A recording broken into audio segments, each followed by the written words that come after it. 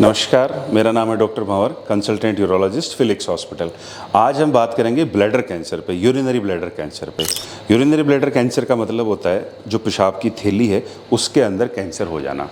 तो उसके कारण क्या हैं, उसके लक्षण क्या हैं और उसका इलाज क्या है, इसके ऊपर हम बात करेंगे। तो सबसे पहले कारण की बात करते हैं तो मुख्य कारण है स्मोकिंग या टोबैको। 50% लोग जिनमें ब्लैडर कैंसर होता है it is due to smoking. अगर आप स्मोकिंग छोड़ दें, अगर सारी दुनिया स्मोकिंग छोड़ दे तो हमारे 50% ब्लैडर के कैंसर वैसे ही कम हो जाएंगे। इसके अलावा कुछ इन्फेक्शंस होते हैं जो इंडिया में इतने कॉमनली नहीं है। आर्सेनिक का एक्सपोजर, जो डाई वर्कर्स होते हैं, जो रबर फैक्ट्रीज वर्कर होते हैं, उनका एक्सपोजर, वो भी एक ब्लैडर कैंसर का एक कारण है। अब बात करते हैं हम लक्षण की। तो सबसे मुख्य लक्षण होता है ब्लैडर कैंसर का पेशाब में खून आना। अगर किसी आदमी को पेशाब में एक भी बार खून आया है और अब नहीं आ रहा और अब बिल्कुल ठीक है, तो भी ब्लैडर कैंसर की जांच होनी चाहिए, क्योंकि एक बार खून आने के बाद में हो सकता है दोबारा खून अगले 6 महीने बाद में आए।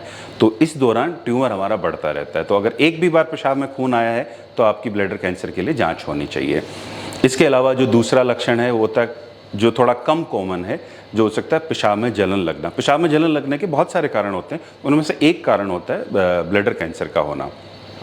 इसके अलावा अगर बहुत लेट स्टेज में है और ट्यूमर बहुत बढ़ चुका है तो खून आने के साथ में आपका पेशाब बंद हो सकता है, किडनीज ब्लॉक हो सकती हैं, उसकी वजह से किडनी में स्वेलिंग आ सकती हैं, किडनी कमज़ोर हो सकती हैं। ट्यूमर अगर फैल जाए पूरे शरीर में तो बोन पेन्स हो सकते हैं, फेफड़े में चला जाए तो सांस लेने में दिक्कत हो सकती हैं। बहुत सारे सिम्टम जो फिर आगे जाके सारे कैंसर्स के कॉमन हो जाते हैं, जैसे वज़न कम होना, भूख कम लगना, इस तरह की चीज़ें जो हो सकती हैं। अब हम बात करते हैं उसके इलाज के बारे में। इंपॉर्टेंट जांचें होती हैं, जैसे एक अल्ट्रासाउंड कराया जाता है, सिटी यूरोग्राफी कराई जाती है, जिससे हमें कैंसर का लोकल एरिया की स्टेजिंग करी जाती है कि कहाँ कितना कैंसर है, कितना बड़ा है, कितना छोटा ट्यूमर है। इसके बाद में पेशेंट का ऑपरेशन होता है, जो पेशाब के रास्ते दूरबीन से किया जाता है।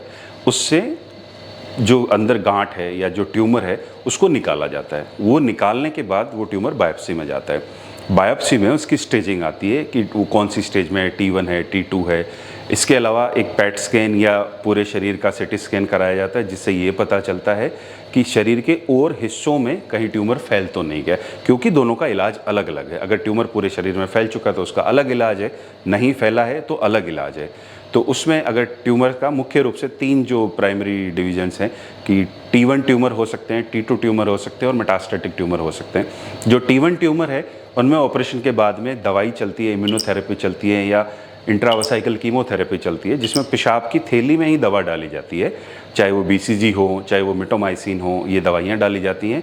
और समय समय के अंतराल पे दूरबीन द्वारा पेशाब की थैली की जांच करी जाती है और देखा जाता है कि ट्यूमर दोबारा तो नहीं हो गया है। अगर T2 या उससे हायर स्टेज का ट्यूमर है तो उसमें फिर ऑपरेशन करके पेशाब की थैली निकाल दी जाती है। एक आंत का टुकड़ा लेके उससे एक नई पेशाब की थैली बनाई जाती है और साथ में कीमोथेरेपी भी उसके साथ में दी जा सकती है। ऑपरेशन के पहले भी दे सकते हैं न्यू एडजुवेंट कीमोथेरेपी, जो आजकल मुख्य रूप से दे रहे हैं हम, और या फिर ऑपरेशन के बाद में भी दी जा सकती है। इसके बाद में आते हैं मेटास्टेटिक ब्लैडर ट्यूमर। वो ट्यूमर जो पेशाब की थैली से बाहर निकल के पूरे शरीर में फैल चुके हैं। अब उन स्थिति में पेशाब की थैली निकालने का कोई विशेष रोल रह नहीं जाता है, क्योंकि ट्यूमर ऑलरेडी शरीर में फैल चुका है। तो उसके अंदर पहले कीमोथेरेपी से शुरू किया जाता है। और अगर वो पेशाब की ट्यूमर, जो थैली की ट्यूमर, वो इतनी ज़्यादा दिक्कत कर रही है कि बहुत खून निकल रहा है, पेशाब नहीं आने दे रही हैं या किडनीज़ का ब्लॉक कर रहा है, तो कुछ उन स्पेशल कंडीशंस में हम पेशाब की थैली निकाल के और फिर इंटेस्टाइन का पार्ट लेके और फिर एक नियो ब्लैडर या इलियल कंडू बना सकते हैं। तो इस तरह से एक ब्रीफ के अंदर ब्लैडर कैंसर का इलाज किया जाता है। Thank you.